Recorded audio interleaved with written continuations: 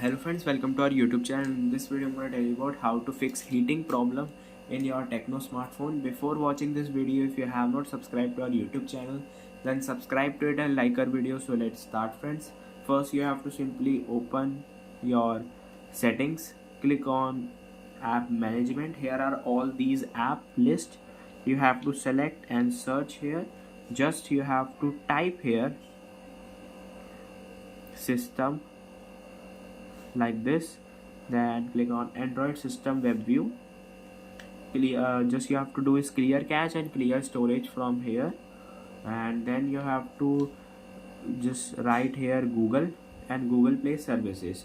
You have to click on storage and cache and clear data.